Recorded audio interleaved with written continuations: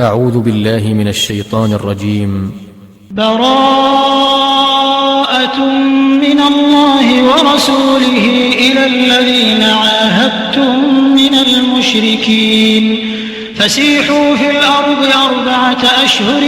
واعلموا أنكم غير معجز الله وأن الله مخزي الكافرين. وأذان من الله ورسوله إلى الناس يوم الحج الأكبر أن الله بريء من المشركين ورسوله فإن تبتم فهو خير لكم وإن توليتم فاعلموا أنكم غير معجز الله وبشر الذين كفروا بعذاب أليم. إلا الذين عاهدتم من المشركين ثم لم ينقصوكم شيئا ولم يظاهروا عليكم أحدا فأتموا إليهم عهدهم إلى مدتهم إن الله يحب المتقين. فإذا انسلخ الأشهر الحرم فاقتلوا المشركين حيث وجدتموهم وخذوهم واحصروهم واقعدوا لهم كل مرصد فإن تابوا وأقاموا الصلاة وآتوا الزكاة فخلوا سبيلهم إن الله غفور رحيم. وإن أحد من المشركين استجارك فأجره حتى يسمع كلام الله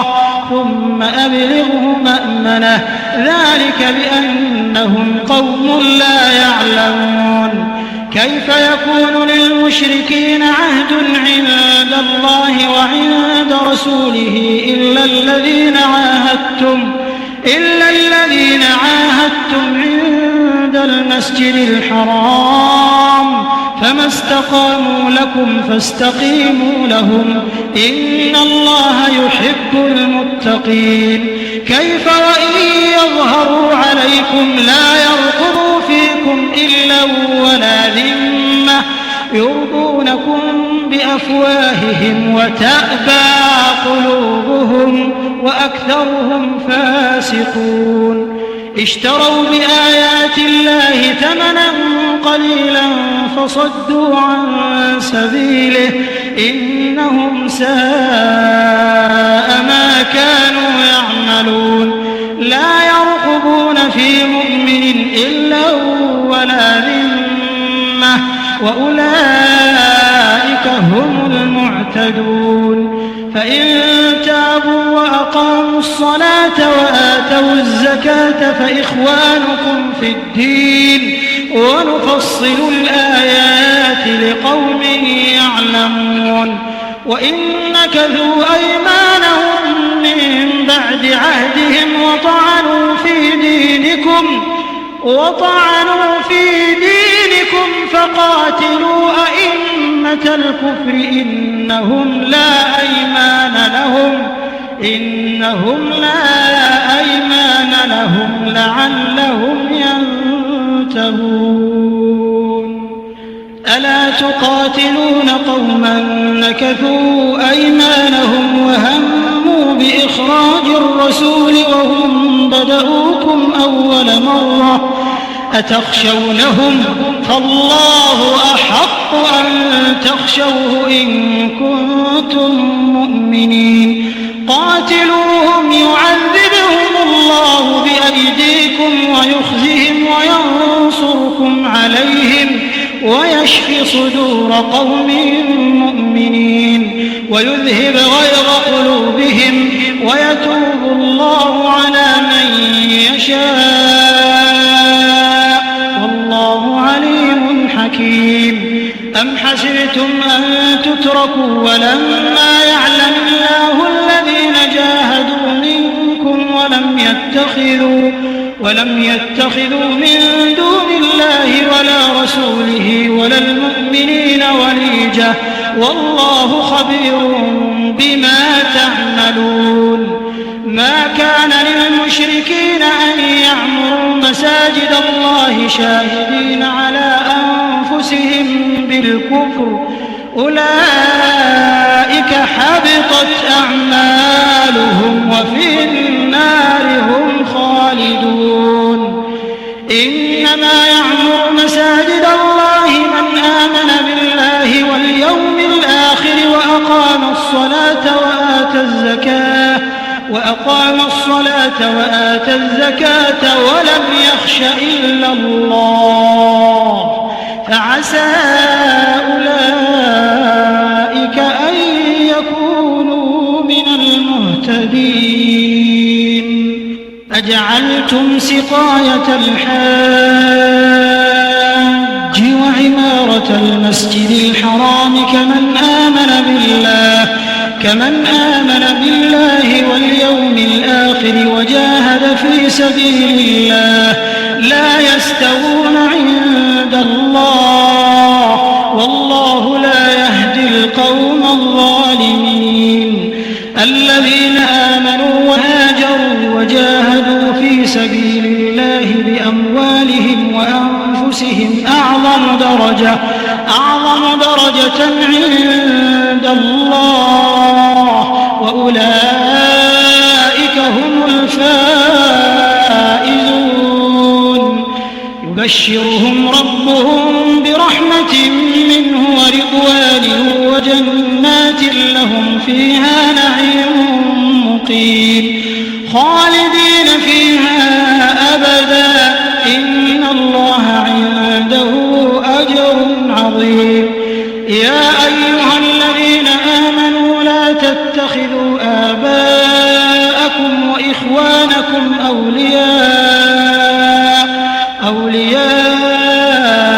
إن استحبوا الكفر على الإيمان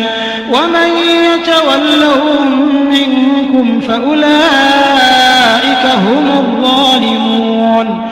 قل إن كان آباؤكم وأبناؤكم وإخوانكم وأزواجكم وعشيرتكم وأموال اقترفتموها وتجارة تخشون كسادها ومساكن ترضونها أحب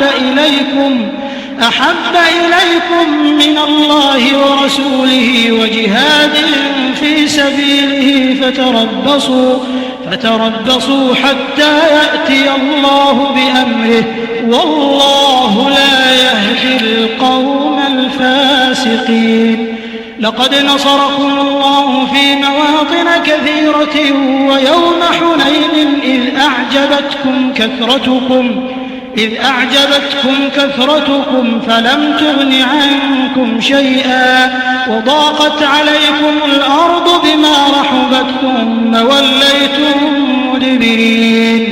ثم أنزل الله سكينته على رسوله وعلى المؤمنين وأنزل جنودا لم تروها وعذب الذين كفروا وذلك جزاء الكافرين. ثم يتوب الله من بعد ذلك على من يشاء والله غفور رحيم. يا أيها الذين آمنوا إنما المشركون نجس فلا يقربوا المسجد الحرام بعد عامهم هذا وإن خفتم عيلة فسوف يغنيكم الله من فضله إن شاء إن الله عليم حكيم. قاتلوا الذين لا يؤمنون بالله ولا يحرمون ما حرم الله ورسوله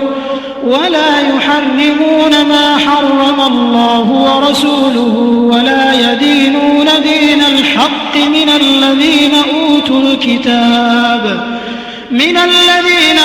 الكتاب حتى يعطوا الجزية عن يد وهم صاغرون. وقالت اليهود عزير ابن الله وقالت النصارى المسيح ابن الله ذلك قولهم بأفواههم يضاهئون قول الذين كفروا من قبل قاتلهم الله أنى يؤفكون اتخذوا أحبارهم ورهبانهم أربابا من دون الله والمسيح ابن مريم وما أمروا إلا ليعبدوا إلها واحدا لا إله إلا هو سبحانه عما يشركون يريدون أن يطفئوا نور الله بأفواههم ويأبى الله إلا أن يتم نوره ولو كره الكافرون هو الذي أرسل رسوله بالهدى ودين الحق ليظهره على الدين كله ولو كره المشركون يا أيها الذين آمنوا إن كثيرا من الأحبار والرهبان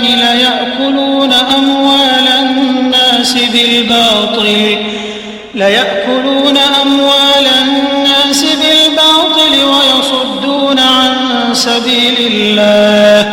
والذين يكنزون الذهب والفضة ولا ينفقونها في سبيل الله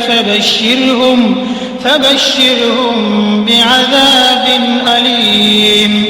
يوم يحمى عليها في نار جهنم فتكوى بها جباههم وجنوبهم وظهورهم هذا ما كنزتم لأنفسكم فذوقوا ما كنتم تكنزون إن عدة الشهور عند الله 12 شهرا في كتاب الله يوم خلق السماوات والأرض منها 4 حرم ذلك الدين القيم فلا تظلموا فيهن أنفسكم وقاتلوا المشركين كافة كما يقاتلونكم كافة واعلموا أن الله مع المتقين إنما النسيء زيادة في الكفر يضل به الذين كفروا يحلونه عاما ويحرمونه عاما ليواطئوا عدة ما حرم الله فيحلوا ما حرم الله زين لهم سوء أعمالهم والله لا يهدي القوم الكافرين يا أيها الذين آمنوا ما لكم إذا قيل لكم انفروا في سبيل الله اثاقلتم إلى الأرض أرضيتم بالحياة الدنيا من الآخرة فما متاع الحياة الدنيا في الآخرة إلا قليل إلا تنفروا يعذبكم عذابا أليما ويستبدل قوما غيركم ولا تضروه شيئا والله على كل شيء قدير إلا تنصروه فقد نصره الله إذ أخرجه الذين كفروا ثاني اثنين إذ هما في الغار إذ يقول لصاحبه لا تحزن إن الله معنا فأنزل الله سكينته عليه وأيده بجنود لم تروها وجعل كلمة الذين كفروا السفلى وكلمة الله هي العليا والله عزيز حكيم انفروا خفافا وثقالا وجاهدوا بأموالكم وأنفسكم في سبيل الله ذلكم خير لكم إن كنتم تعلمون لو كان عرضا قريبا وسفرا قاصدا لاتبعوك ولكن بعدت عليهم الشقة وسيحلفون بالله لو استطعنا لخرجنا معكم يهلكون أنفسهم والله يعلم إنهم لكاذبون عفى الله عنك لم أذنت لهم حتى يتبين لك الذين صدقوا وتعلم الكاذبين لا يستأذنك الذين يؤمنون بالله واليوم الآخر أن يجاهدوا بأموالهم وأنفسهم والله عليم بالمتقين إنما يستأذنك الذين لا يؤمنون بالله واليوم الآخر وارتابت قلوبهم فهم في ريبهم يترددون ولو أرادوا الخروج لأعدوا له عدة ولكن كره الله بعاثهم فثبطهم وقيل اقعدوا مع القاعدين لو خرجوا فيكم ما زادوكم إلا خبالا ولأوضعوا خلالكم يبغونكم الفتنة وفيكم سماعون لهم والله عليم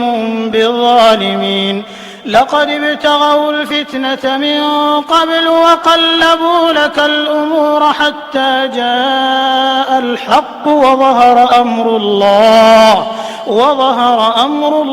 وهم كارهون ومنهم من يقول ائذن لي ولا تفتني ألا في الفتنة سقطوا وإن جهنم لمحيطة بالكافرين إن تصبك حسنة تسؤهم وإن تصبك مصيبة يقولوا قد أخذنا أمرنا من قبل ويتولوا وهم فرحون قل لن يصيبنا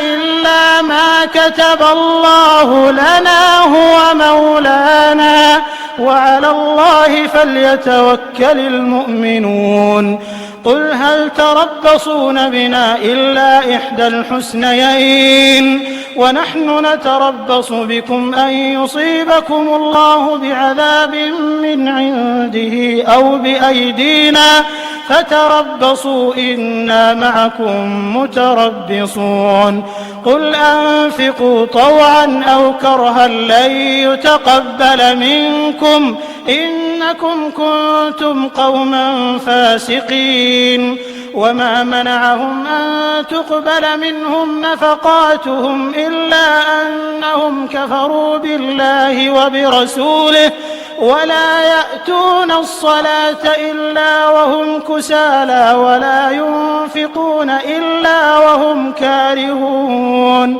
فلا تعجبك أموالهم ولا أولادهم إنما يريد الله ليعذبهم بها في الحياة الدنيا وتزهق أنفسهم وهم كافرون ويحلفون بالله إنهم لمنكم وما هم منكم ولكنهم قوم يفرقون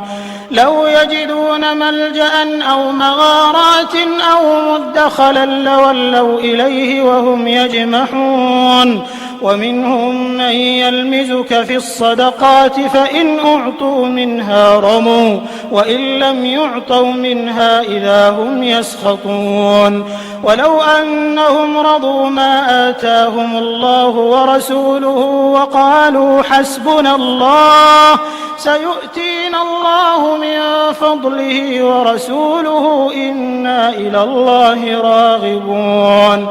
إنما الصدقات للفقراء والمساكين والعاملين عليها والمؤلفة قلوبهم وفي الرقاب والغارمين وفي سبيل الله وابن السبيل فريضة من الله والله عليم حكيم. ومنهم الذين يؤذون النبي ويقولون هو أذن قل أذن خير لكم يؤمن بالله ويؤمن للمؤمنين ورحمة للذين آمنوا منكم والذين يؤذون رسول الله لهم عذاب أليم. يحلفون بالله لكم ليرضوكم والله ورسوله أحق أن يرضوه إن كانوا مؤمنين. ألم يعلموا أنه من يحادد الله ورسوله فأن له نار جهنم خالدا فيها ذلك الخزي العظيم. يحذر المنافقون أن تنزل عليهم سورة تنبئهم بما في قلوبهم قل استهزئوا إن الله مخرج ما تحذرون. ولئن سألتهم ليقولن إنما كنا نخوض ونلعب قل أبالله وآياته ورسوله كنتم تستهزئون لا تعتذروا قد كفرتم بعد إيمانكم إن نعف عن طائفة منكم نعذب طائفة بأنهم كانوا مجرمين. المنافقون والمنافقات بعضهم من بعض يأمرون بالمنكر وينهون عن المعروف ويقبضون أيديهم نسوا الله فنسيهم إن المنافقين هم الفاسقون. وعد الله المنافقين والمنافقات والكفار نار جهنم خالدين فيها هي حسبهم ولعنهم الله ولهم عذاب مقيم. كالذين من قبلكم كانوا أشد منكم قوة وأكثر أموالا وأولادا فاستمتعوا بخلاقهم فاستمتعتم بخلاقكم كما استمتع الذين من قبلكم بخلاقهم وخضتم كالذي خاضوا أولئك حبطت أعمالهم في الدنيا والآخرة وأولئك هم الخاسرون. ألم يأتهم نبأ الذين من قبلهم قوم نوح وعاد وثمود وقوم إبراهيم وأصحاب مدين والمؤتفكات أتتهم رسلهم بالبينات فما كان الله ليظلمهم ولكن كانوا أنفسهم يظلمون. والمؤمنون والمؤمنات بعضهم أولياء بعض يأمرون بالمعروف وينهون عن المنكر ويقيمون الصلاة ويؤتون الزكاة ويطيعون الله ورسوله أولئك سيرحمهم الله إن الله عزيز حكيم. وعد الله المؤمنين والمؤمنات جنات تجري من تحتها الأنهار خالدين فيها ومساكن طيبة في جنات عدن ورضوان من الله أكبر ذلك هو الفوز العظيم. يا أيها النبي جاهد الكفار والمنافقين واغلظ عليهم ومأواهم جهنم وبئس المصير يحلفون بالله ما قالوا ولقد قالوا كلمة الكفر وكفروا بعد إسلامهم وهموا بما لم ينالوا وما نقموا إلا أن أغناهم الله ورسوله من فضله فإن يتوبوا يك خيرا لهم وإن يتولوا يعذبهم الله عذابا أليما في الدنيا والآخرة وما لهم في الأرض من ولي ولا نصير. ومنهم من عاهد الله لئن آتانا من فضله لنصدقن ولنكونن من الصالحين فلما آتاهم من فضله بخلوا به وتولوا وهم معرضون فأعقبهم نفاقا في قلوبهم إلى يوم يلقونه بما أخلفوا الله ما وعدوه وبما كانوا يكذبون ألم يعلموا أن الله يعلم سرهم ونجواهم وأن الله علام الغيوب الذين يلمزون المطوعين من المؤمنين في الصدقات والذين لا يجدون إلا جهدهم فيسخرون منهم سخر الله منهم ولهم عذاب أليم استغفر لهم أو لا تستغفر لهم إن تستغفر لهم 70 مرة فلن يغفر الله لهم ذلك بأنهم كفروا بالله ورسوله والله لا يهدي القوم الفاسقين. فرح المخلفون بمقعدهم خلاف رسول الله وكرهوا أن يجاهدوا بأموالهم وأنفسهم في سبيل الله وقالوا لا تنفروا في الحر قل نار جهنم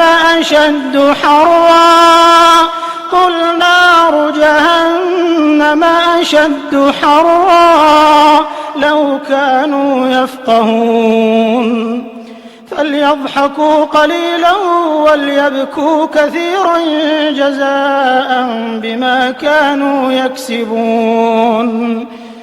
فإن رجعك الله إلى طائفة منهم فاستأذنوك للخروج فقل لن تخرجوا معي أبدا ولن تقاتلوا معي عدوا إنكم رضيتم بالقعود أول مرة فاقعدوا مع الخالفين ولا تصل على أحد منهم مات أبدا ولا تقم على قبره إنهم كفروا بالله ورسوله وماتوا وهم فاسقون. ولا تعجبك أموالهم وأولادهم إنما يريد الله أن يعذبهم بها في الدنيا وتزهق أنفسهم وهم كافرون. وإذا أنزلت سورة أن آمنوا بالله وجاهدوا مع رسوله استأذنك أولو الطول منهم وقالوا ذرنا نكن مع القاعدين رضوا بأن يكونوا مع الخوالف وطبع على قلوبهم فهم لا يفقهون. لكن الرسول والذين آمنوا معه جاهدوا بأموالهم وأنفسهم وأولئك لهم الخيرات وأولئك هم المفلحون. أعد الله لهم جنات تجري من تحتها الأنهار خالدين فيها ذلك الفوز العظيم. وجاء المعذرون من من الأعراب ليؤذن لهم وقعد الذين كذبوا الله ورسوله سيصيب الذين كفروا منهم عذاب أليم ليس على الضعفاء ولا على المرضى ولا على الذين لا يجدون ما ينفقون حرج إذا نصحوا لله ورسوله ما على المحسنين من سبيل والله غفور رحيم ولا على الذين إذا ما أتوك لتحملهم قلت لا أجد ما أحملكم عليه تولوا وأعينهم تفيض من الدمع حزنا ألا يجدوا ما ينفقون إنما السبيل على الذين يستأذنونك وهم أغنياء رضوا بأن يكونوا مع الخوالف وطبع الله على قلوبهم فهم لا يعلمون يعتذرون إليكم إذا رجعتم إليهم قل لا تعتذروا لن نؤمن لكم قد نبأنا الله من أخباركم وسيرى الله عملكم ورسوله ثم تردون إلى عالم الغيب والشهادة فينبئكم بما كنتم تعملون سيحلفون بالله لكم إذا انقلبتم إليهم لتعرضوا عنهم فأعرضوا عنهم إنهم رجس ومأواهم جهنم جزاء بما كانوا يكسبون يحلفون لكم لترضوا عنهم فإن ترضوا عنهم فإن الله لا يرضى عن القوم الفاسقين الأعراب أشد كفرا ونفاقا وأجدر ألا يعلموا حدود ما أنزل الله على رسوله والله عليم حكيم ومن الأعراب من يتخذ ما ينفق مغرما ويتربص بكم الدوائر عليهم دائرة السوء والله سميع عليم ومن الأعراب من يؤمن بالله واليوم الآخر ويتخذ ما ينفق قربات عند الله وصلوات الرسول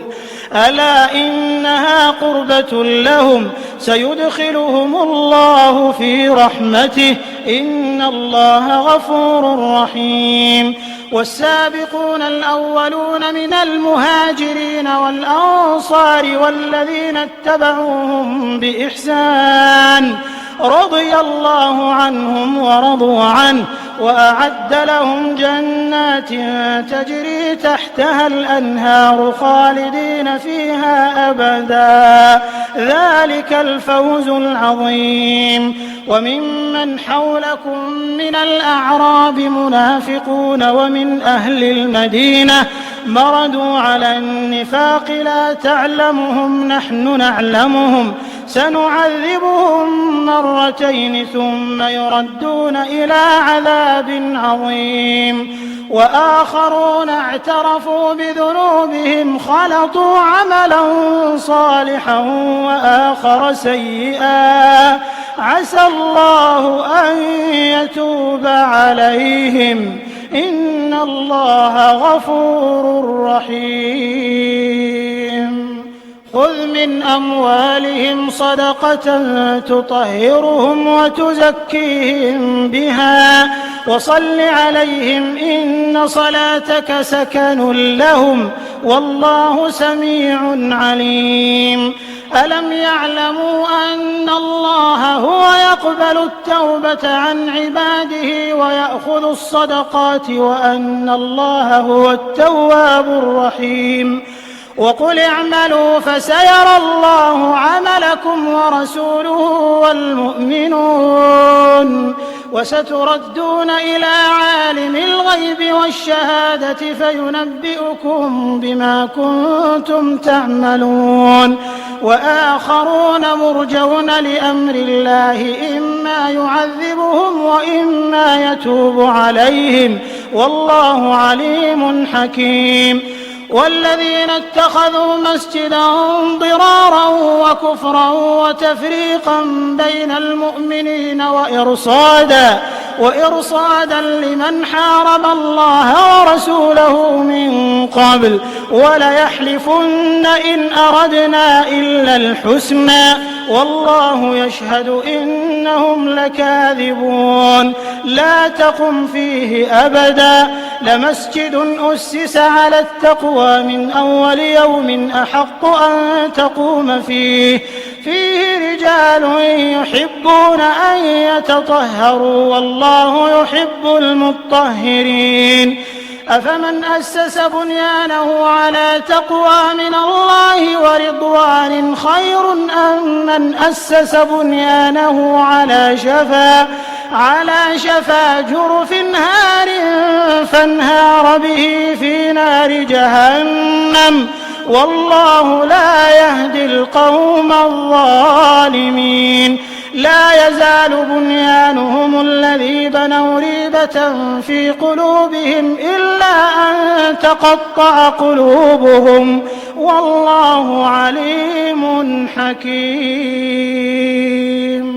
إن الله اشترى من المؤمنين أنفسهم وأموالهم بأن لهم الجنة يقاتلون في سبيل الله فيقتلون ويقتلون وعدا عليه حقا في التوراة والإنجيل والقرآن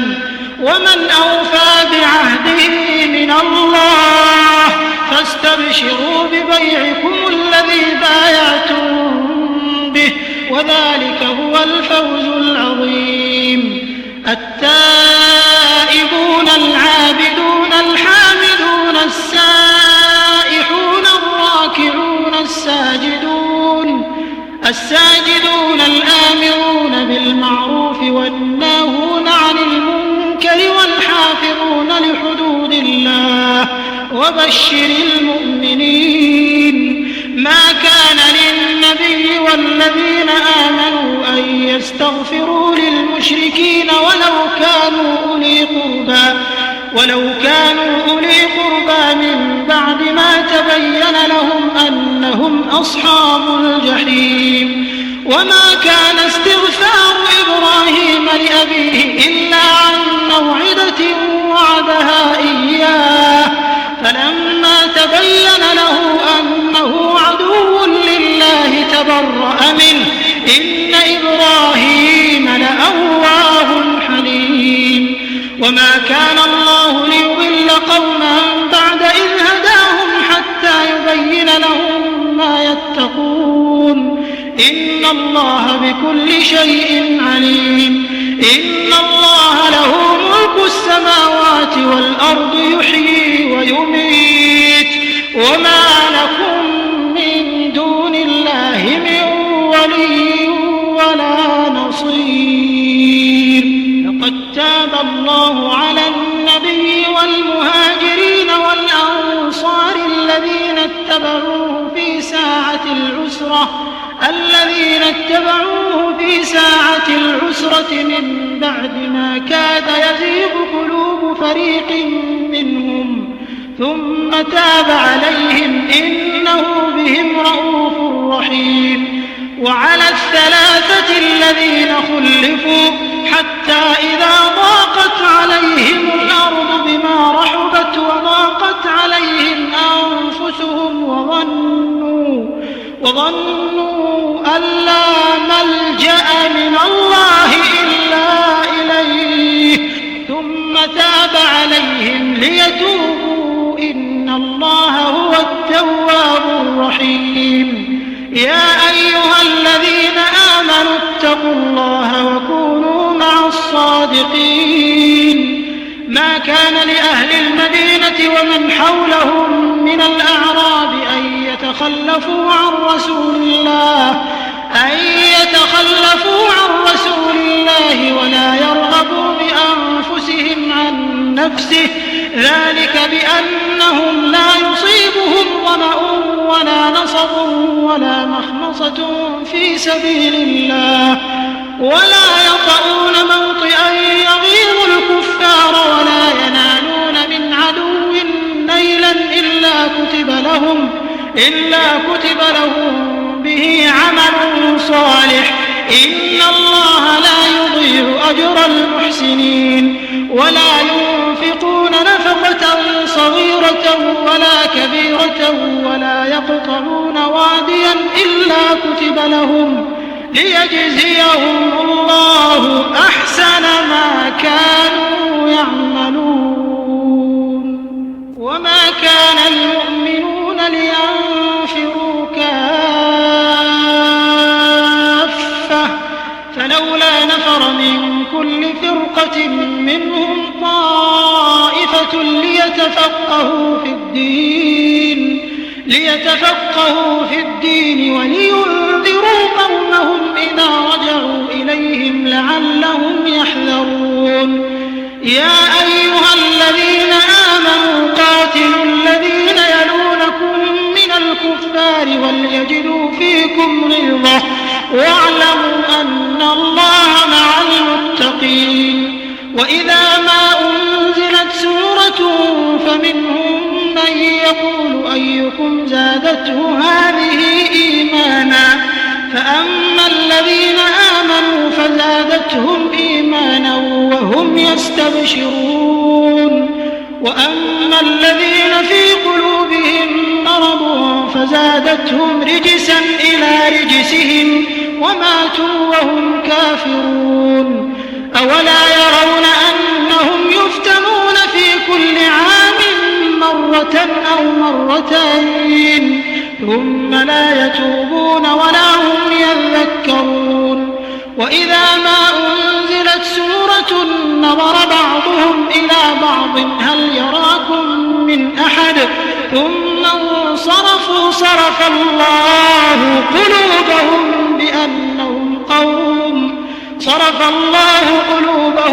بأنهم قوم لا يفقهون. لقد جاءكم رسول من أنفسكم عزيز عليه ما عنتم حريص عليكم بالمؤمنين رءوف رحيم. فإن تولوا فقل حسبي الله لا